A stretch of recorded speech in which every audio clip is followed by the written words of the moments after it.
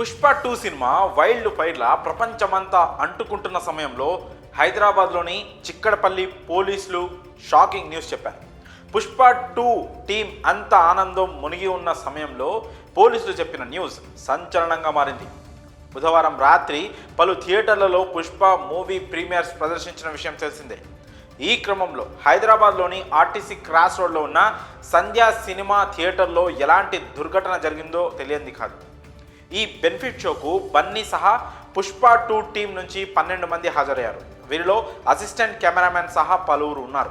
అయితే బన్నీని చూసేందుకు అభిమానులు ఎగబడ్డారు.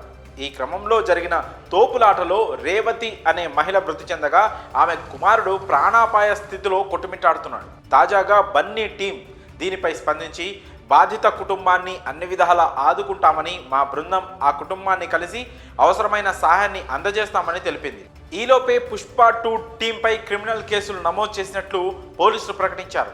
తమకు ముందస్తు సమాచారం ఇవ్వకుండానే బన్నీ సినిమా హాల్ వద్దకు వచ్చారని, అందుకే క్రౌడ్ పెరిగిపోయి తోపులాటకు దారితీసిందని పేర్కొంటూ పుష్ప 2 టీంపై క్రిమినల్ కేసులు నమోదు చేశారు పోలీసులు. బన్నీ సహా మొత్తం 12 మంది పుష్ప 2 టీం సభ్యులపై కేసులు నమోదు చేసినట్లు చిక్కడపల్లి సర్కిల్ ఇన్స్పెక్టర్ తాజాగా వెల్లడించారు. A1గా సంధ్యా థియేటర్పై కేసు నమోదు చేయగా A2గా అల్లు అర్జున్పై కేసు నమోదు చేశారు. ముందస్తు సమాచారం ఇచ్చుంటే మరింత మంది పోలీసులను మోహరించి అభిమానులను కట్టడి చేసేవారమని అన్నారు. ఎలాంటి సమాచారం ఇవ్వకుండా సర్ప్రైజ్ విజిట్ చేసి అభిమానులు తోపులాటకు దిగేందుకు పుష్ప 2 టీం కారణమయ్యారని తెలిపారు. ఇప్పటి వరకు అయితే బన్నీ టీం నుంచి దీనిపై ఎలాంటి స్పందన లేరు. ఈరోజు బన్నీ ప్రెస్ మీట్ పెట్టనున్నట్లు సమాచారం. ఈ విషయంలో బన్నీ ఎలాంటి నిర్ణయం తీసుకుంటారనేది చూడాలి.